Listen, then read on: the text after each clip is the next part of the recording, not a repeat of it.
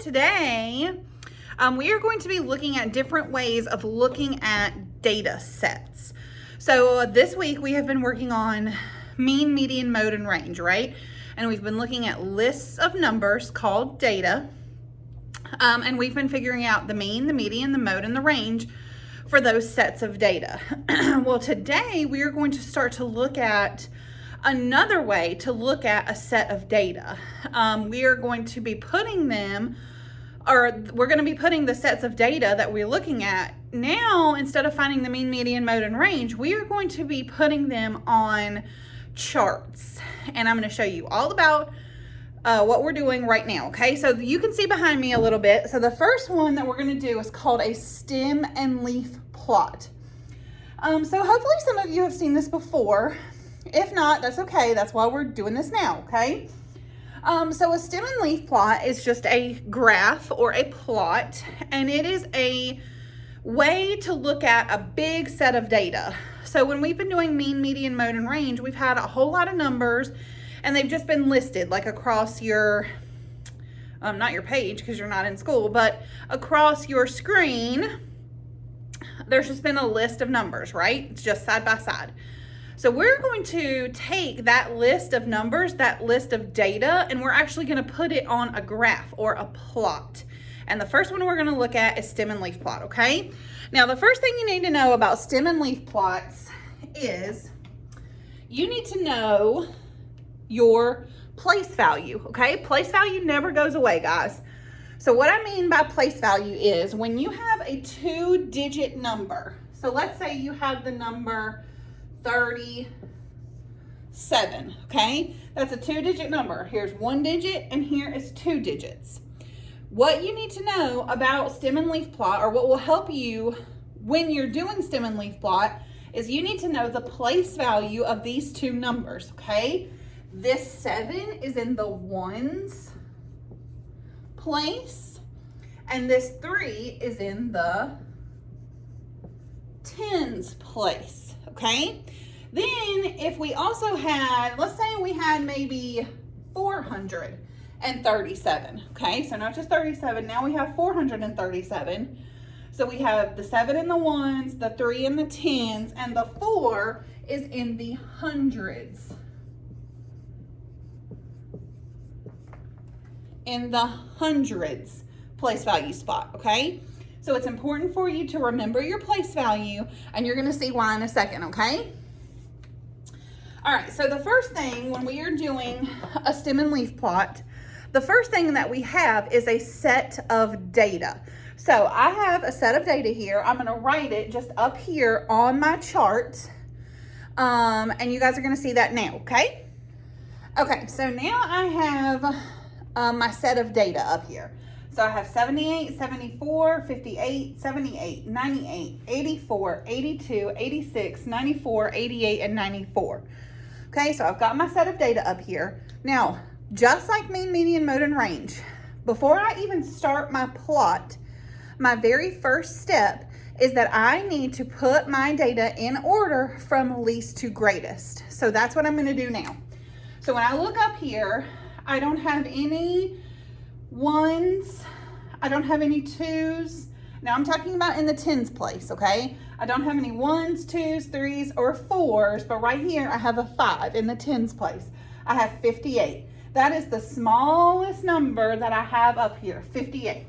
So I'm gonna write that right here, 58, and I'm going to cross it out up here because I've already used it, and I wanna be able to keep track of the numbers I've already used. So now I'm just gonna keep going. I don't have any more 50s, and I do not have any 60s. So my next number is going to be in the 70s. So I've got 78, 74, 78, and that's it. So it looks like 74 is gonna be next. 74, then I've got 78 and 78. 2 78s. And remember, we're crossing those off as we work. So that looks like all of my 70s. So I'm gonna move on to my 80s. Here's 84, 82. That looks like my smallest. So 82 is gonna be next. Then I've got 84. Then after 84 is 86 and then 88.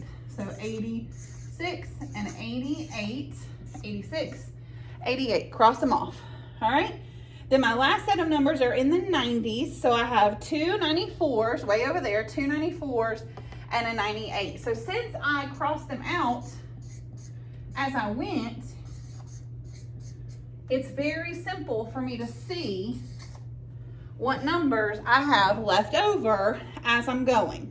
So I'm going to check my black numbers up here. I've used all of them, and now all of my numbers are in order from least to greatest. So now that I have my numbers in order from least to greatest, now I can go ahead and put them on my stem and leaf plot. Now when I draw out my stem and leaf plot, what a stem and leaf plot is, it's basically a table. It's a little chart, and it has two columns. One is the stem and one is the leaf. So I'm going to draw, or I'm going to write the word stem right here. Then I'm going to come over a little bit and I'm going to write the word leaf, okay? Stem and leaf. Then I'm going to just kind of draw a line all the way across and then a line right down the middle, okay? I did this on this lined paper so that hopefully I can draw a little bit better, okay? So now that I have my stem side and my leaf side, this is where knowing my place value is going to come in handy, okay? All of my numbers that I have up here in my purple or pink, whatever color this is, they are 2-digit numbers. So there is a tens place value and there is a ones place value. Right now, we don't have any hundreds place values. So we're just gonna erase this. I just wanted to put that up there to help jog your memory a little bit about place value, okay? So we've got only tens and ones. Now the way a stem and leaf plot works is all of your tens are going to go on this side and all of your ones are going to go on this side, okay? So let me show you how it works. When you're doing a stem and leaf plot, you always go in order from least at the top to greatest down to the bottom. That's why we go ahead and put our data in order from least to greatest.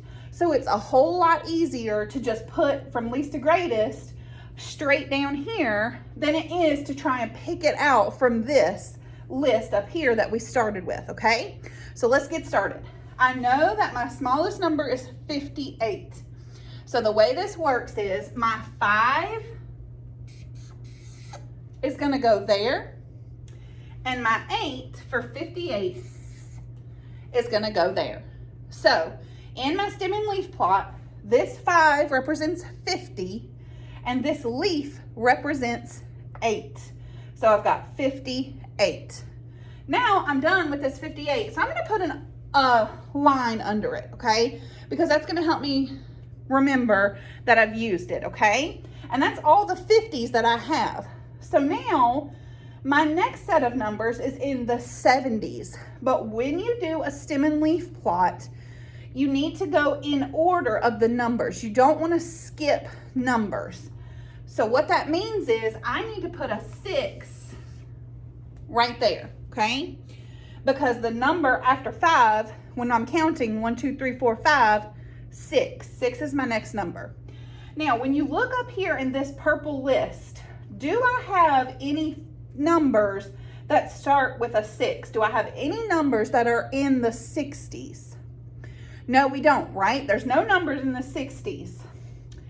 So what we're going to do is, instead of putting a 0 here, we're not going to put a 0, because if I put a 0, that would mean that up here in my chart, I had the number 60, and I do not have the number 60. So what am I going to do right here? I'm just going to leave it blank. I don't have any 60s up here in my list, in this list up here. So beside this 6, you're going to leave it blank. Then you're going to move on to your 70s. Now, I'm going to go ahead and write my 7, my 8, and my 9 because I need to make sure I have enough room on my piece of paper. So I needed to go ahead and do that, okay? And that's going to help me. So what I'm also going to do is I'm going to draw a line right there, here, here, and here. Okay, now it looks a lot more like a chart, right, with my lines in here. Okay, I've got my stem side and I've got my leaf side. So now here we go. We have no 60s, so we leave this spot blank. So now let's move on to the 70s. Now when I look up here, I have 74, 78, and 78. So I have 3 numbers that are in the 70s. So what I need to do is I need to start with the smallest one, the 74. I've already got my 7 down here. So all I need to do is take this 4 and put it down here. 74. That represents 74. So now I'm going to put an underline under that because I know I've already used it, right? So now I have a 78 and a 78. So I'm going to do the same thing with these two 78s. I'm going to take this 8, I'm going to put a comma and an 8. I'm going to underline that one because I've already used it. And then I'm going to do the same thing again. I'm going to do a comma and an 8 and underline this because I've already used it. So now I've got all my 70s, 74, 78, 78, 74, 78, and 78 right there on my chart. Now I'm just going to keep going. So my next set of numbers are my 80s. So I have 82. So a 2 goes first. Underline it because I've already used it. Then I have 84. Underline it because I've used it. I've got 86 and 88. So a 6 and an 8, 86 and 88. I've already used those numbers. So we kind of seeing how to do stem and leaf plot. It's very simple, okay? It's just making a nicer list or a nicer chart than this, okay? Sometimes you can get a little messed up when you look at numbers like this in a line like this, but when you look at them like this, it looks much nicer and neater, right? So let's move on to our last set of numbers. We've got our 90s down here. So when I look over here, I've got 94, 94, and 98. So the numbers that are going to go down here are a 4, a comma, a 4, a comma, and an 8. And that is stem and leaf, guys. That's a stem and leaf plot. I've taken this set of data, the black numbers up here that I started with. I put them in order from least to greatest. And then I just plugged them into my stem and leaf chart. And that's all it is. So the most important things to remember when you're doing this, very first step, put those numbers in order from least to greatest, just like mean, median, mode, and range, okay? In order from smallest to biggest. And that makes it so easy to plug in your numbers here. All right, one last thing about stem and leaf plot is that when you have a stem and leaf plot, you always need to have a key that tells you how to read the chart, okay? That's very important. When you guys start seeing questions about stem and leaf plots and about line plots, you will see that when you see a stem and leaf plot, it will also show you a key. And what the key looks like is it will look like this, okay? It will say key, okay? Key. And it will look kind of like this. It will be like 20, or it will be a 2/8, okay? So 2, it's not really a slash, it's like a line. So 2 line 8 means, so 2 with the line and the 8 means 28, okay? And like I said, this is just a way or this key lets you know how to read the stem and leaf plot, okay? So 2/8 means 28. Just like right here, this 5 with the line and the 8, that means 58, okay?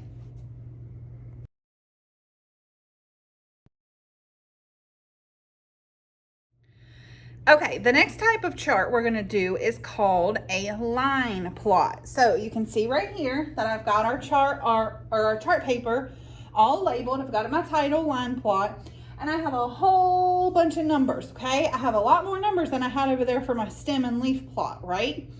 So that's where a line plot comes in handy. When you have not a whole bunch of numbers, a stem and leaf plot is kind of the way to go. But when you have a bunch of numbers like this, a line plot is going to be your best bet. So when you look at these numbers, you will notice that they're all in kind of the same number groups. You've got the 50s and you've got the 40s, which is really nice because of how we're going to do our line plot. The first thing we're going to do, though, is the same exact thing that we do for mean, median, mode, and range and for stem and leaf plots. We are going to put all of these numbers in order from least to greatest.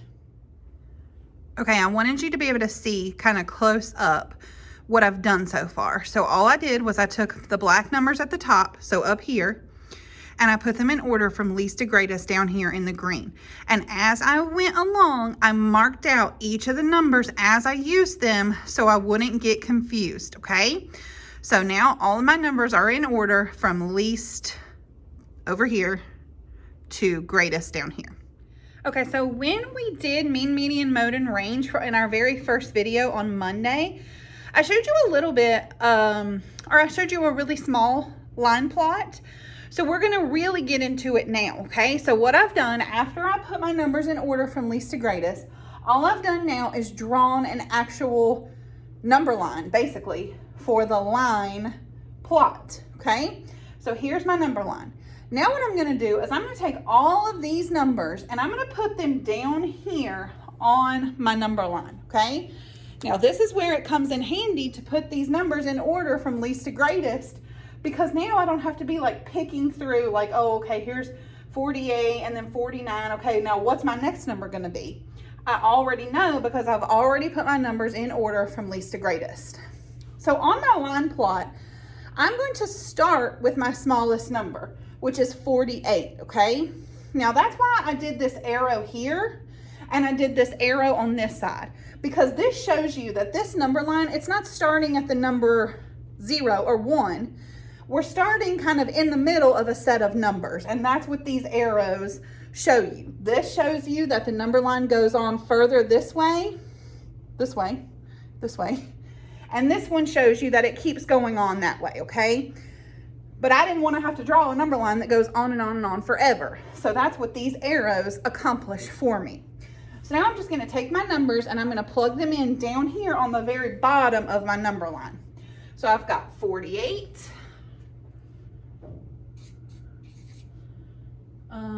49, 50, 51, 52, 53, 54, 55, 56, 57, 58, and we'll put 59 on here, okay? Now, if you notice something, there are a couple of numbers on here that I know I don't have up here in my list, but I'm going to show you why I did that here in just 1 second, okay?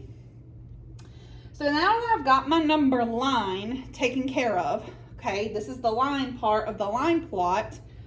Now I'm going to take my data and I'm going to plot it on here. Whoops, I put too much space right here. Always make sure it's even space. Miss Young made an accident, okay? All right, so I'm going to take my green numbers and I'm going to plot them on here. But the way I'm going to represent them is with an X. So this is where, let me get a different color marker. this is where your key comes in. Just like we did a key, oh, you can kind of see it right here. Just like we did this key over here for stem and leaf plot, we're also going to do a key over here for our line plot, okay?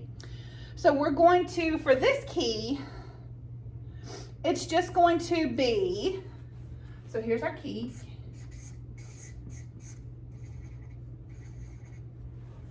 There's our key. We're going to use X's. So X represents a number, okay? X represents a number. X represents a number. That's our key. So what I'm going to do is every time I see a number up here that matches a number down here on my number line, I'm going to put an X, and that looks just like this. So I have 48 here. So I'm going to come down to 48, and I'm going to put right over top of it an X. What that means is, how many 48s do I have? Well, I only have one X. So I only have one 48, and that shows up here. How many 48s are up here in this green list? Only one. So how many X's should I have over 48? Only one, right? So now I'm going to put an underline under that just to show that I've already used it, just so I don't get confused about anything, okay? Now I'm going to keep going. 49, I only have one of those. So right over top of 49, an X, because I only have one 49. So I've used that one. I'm going to underline it. Now, when I look at 50, okay, 50 is my next number down here. 50 is my next number up here. When I look at 50, I have two of them. 1, 2, right here. So if I have two 50s up here, how many X's do I need to put over top of this 50 right here? I need to put 2, right? Because there's two 50s here. I need to put 2 X's there. And the way you do that is you just stack them on top of each other. So here's 50, here's an X, and here's an X. And that represents that I have two 50s. Here's one 50 and here's two 50s. Okay? So now I've got my 50s. Let's keep going. 51 is next. I only have one. So I'm going to do one X. I'm going to underline it. I've already used it. Now for 52, I have 1, 2, 3 52s. I have 3 of them. So how many X's are going to go down here on top of this 52? 3 X's, right? So I'm going to do an X, an X, and an X right on top of each other. And that represents that I have 1, 2, 3 52s. 1, 2, 3. 3 52s. So see, this is very simple, okay? Don't make it harder. When you guys see this, don't make it harder than it needs to be, okay? Tomorrow, or actually not tomorrow, because it's Friday, Monday, we are going to work on problems answering questions using line plots and stem and leaf plots.